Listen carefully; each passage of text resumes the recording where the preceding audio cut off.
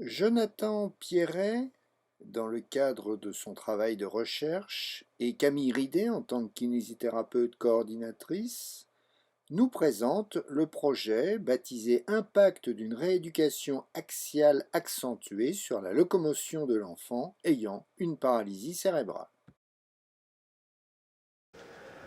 L'enfant ayant une paralysie cérébrale pose souvent le pied à plat lorsqu'il marche.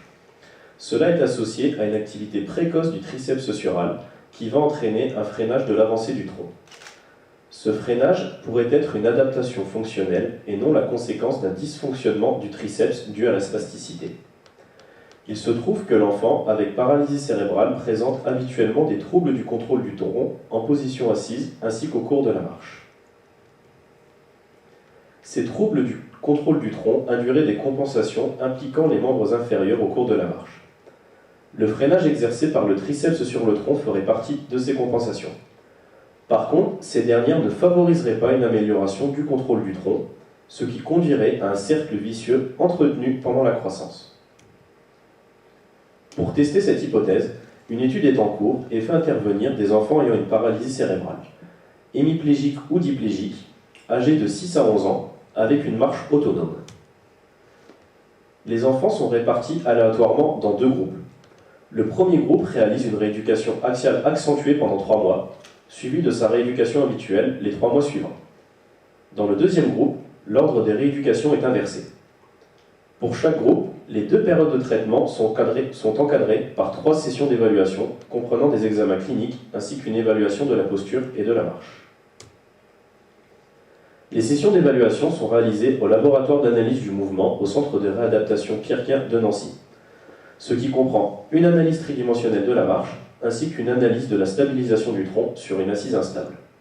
L'étude sur la rééducation axiale accentuée est basée sur un protocole qui comprend 6 séances par semaine. 2 à 3 séances sont réalisées par le kinésithérapeute libéral habituel, et pour cela j'aurai le plaisir de réaliser avec vous une information à l'INFMK. Et c'est complété par 3 à 4 séances au domicile, où le kinésithérapeute choisit des exercices en fonction des déficits de l'enfant sur une base de proposition d'exercices. L'étude répond à 3 principes. Le premier principe consiste en des exercices impliquant fortement les segments axiaux, donc tête et tronc, dans le contrôle de l'équilibre en réduisant au maximum la contribution d'une tierce personne. Le deuxième principe, c'est d'inclure des mouvements inhabituels ou difficiles comme la dissociation des ceintures et la délordose lombaire. Et enfin, le troisième principe, c'est que les exercices doivent être réalisés régulièrement et fréquemment, au cabinet ou à domicile. Nous allons vous montrer plusieurs exemples d'exercices. Ici, Mathilde réalise sans aide le contrôle de son équilibre, assise en tailleur sur une coupole, favorisant la délordose lombaire, difficile à réaliser pour elle. Le déséquilibre est majoré par les poussées. De nouveau sur la coupole, pied en appui, elle est déséquilibrée par les mouvements de lancer et contrôle sans aide l'équilibre de son tronc sur cette assise instable.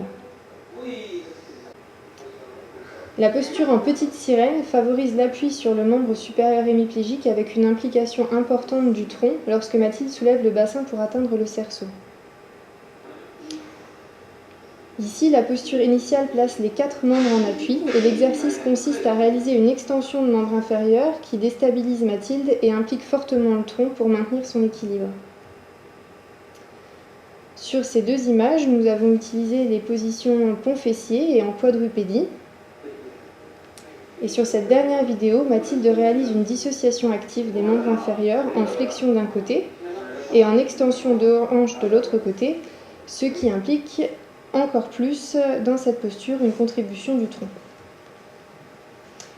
Le principe est ici de déstabiliser le corps par un mouvement volontaire impliquant un contrôle automatique de l'équilibre à partir de diverses postures telles que le chevalier servant, la position debout, la position en quadrupédie genoux et coude tendu ou à partir de la position genou dressé. Des membres inférieurs. Une amélioration du contrôle du tronc devrait diminuer les stratégies de compensation et ainsi créer une amélioration auto-entretenue de l'ensemble du comportement moteur. Si vous êtes masseur kinésithérapeute travaillant avec des enfants ayant une paralysie cérébrale et que cette étude vous intéresse, n'hésitez pas à nous contacter.